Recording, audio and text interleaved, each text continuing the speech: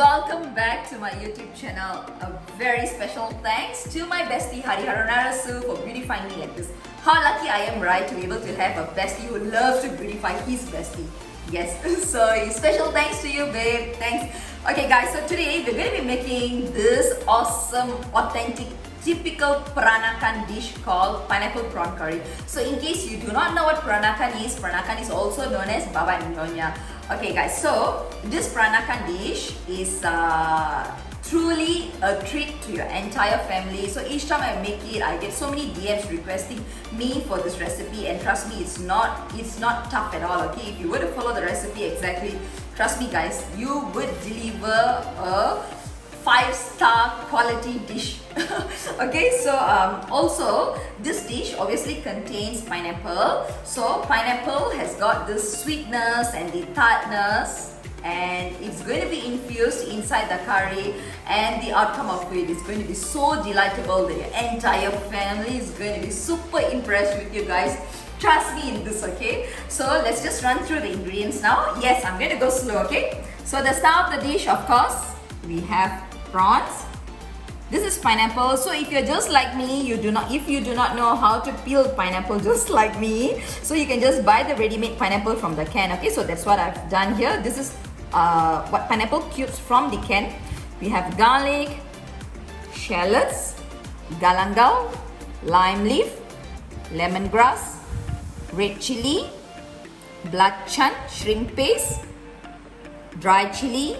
This is candlenut, turmeric powder, sugar, this is Assam Jawa, coconut milk, and salt. Okay, so guys, in case you do not know what belacan is, no, obviously all Malaysians would know what belacan is, yeah, but I do realize I've got followers from India as well, so I just want to let you guys know that belacan is also known as shrimp paste. So it's got like a very pungent flavour. It's about this much of belacan, and we're going to put it direct onto the fire. So this is how my mom actually makes it, so yes, just carry it on the same thing.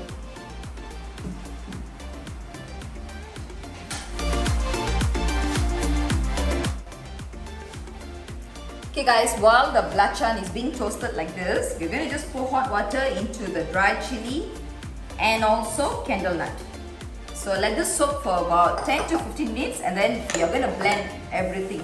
Okay, so I'll be right back. Alright guys, as you can see, the belacan is actually well toasted. So we're going to put all of this into the blender. Okay, so just before that, just set all this aside first. Okay, we're going to put the belacan into the blender, and then together inside we're going to put in all the red chilli. So just cut it a bit small so that can ease the blending process.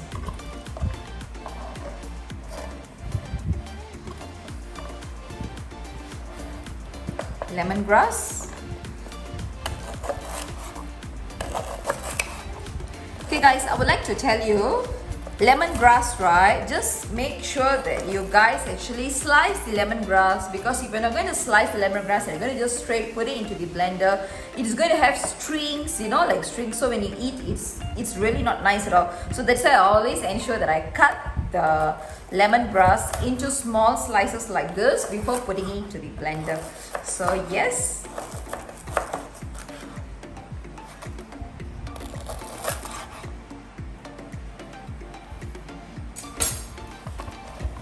Okay, so as I mentioned earlier, this is galangal. Galangal cannot be substituted with ginger, okay? Although they look alike, but the taste is totally different. It's like yin and yang, okay? The taste is totally different. So galangal has got the citrusy flavor to it, whereas ginger has got the pungent spice to it. So yes, I just wanted to let you guys know. Just gonna slice the galangal before we put into the blender. Garlic, shallots, and yes, pretty much everything is in. So now we're just going to put in, oh yeah, forgot about the red chili, sorry, the dry chili. Just going to put in the dry chili as well, and also the candlenut. Okay, And we're going to switch on the blender. We're going to blend this into a fine paste. And I'll be right back. Okay, this has been blended well, really fine. And here we have a pan with oil. So we're going to put the entire paste into the pan. Ow! Ow! Oh, the smell of chili. And just make sure to cover this here because as you can see it's all spluttering, right? Alright guys, so this has been cooking for about 10 to 15 minutes now. Okay, I'm going to put turmeric powder. Just one more stir.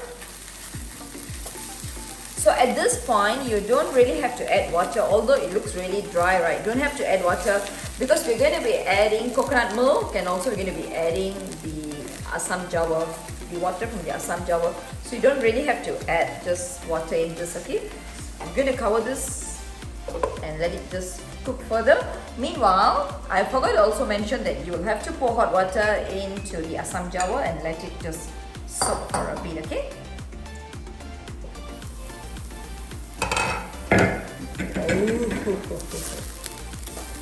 Smells really good. Okay, it doesn't smell like raw chili anymore. So at this point now, I'm going to go in with the coconut milk.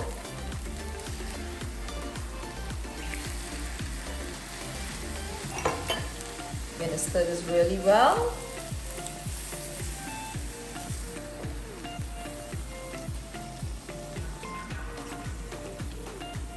And then I'm going to go in with the pineapple. So pineapple takes a long time to cook. So you can actually put in before adding the prawns. Yeah, remember this tip here. Put in the pineapple before adding the prawns because prawns usually takes very fast to cook. So if you're going to overcook the prawns, it's going to become really tough. So just remember the tip here, adding the pineapple first. Let it to really marry and mingle with the gravy and the coconut milk and the paste here. And then you can go in with the prawns, okay? So let this cook for about 5 to 10 minutes and I'll be right back. Alright guys, 10 minutes later, I'm going to go in with the prawns now.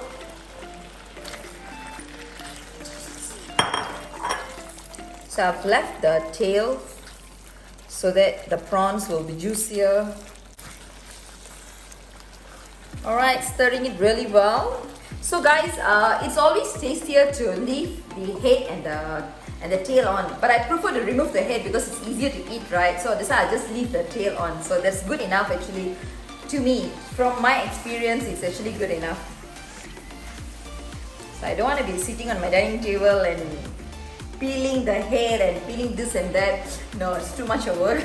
So that's why I always leave only the tail on, and yes, it's just good enough. Alright, so at this point, I'm going to go in with the Assam Jawa. Okay, not the seeds here. Remember, not to put in the seeds. So we're going to just squeeze in, just so. And we're going to go in with sugar, salt,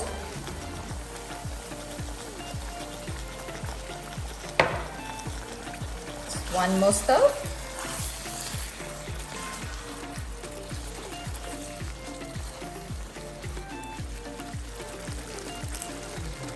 Alright guys, the final step, we are going in with the lime leaf. So the lime leaf, right, we don't want this middle thing to be in our curry because it's not nice to bite onto this. So I always like to just, like, you know, just take it out from the stem and just put it into the curry just so. And this will also release the flavor better, release the flavor of the lime leaf better. Crazy, it's really crazy. Okay, so also, as I mentioned earlier, please remember not to overcook the prawns, otherwise your prawns is going to become too tough. So you try to put the prawns last. Sorry, put the pineapple first and then you put in the prawns, okay? Because the pineapple needs longer time to cook. Because if the prawns is going to cook a bit too much, and then it's going to become too tough. Okay, and that is scotch barking.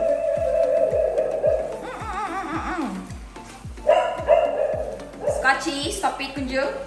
So once you put in the lime leaf, 5 minutes later, you can switch off the stove and your dish is done. So it's time to dish out now. Okay, now let's do the taste test.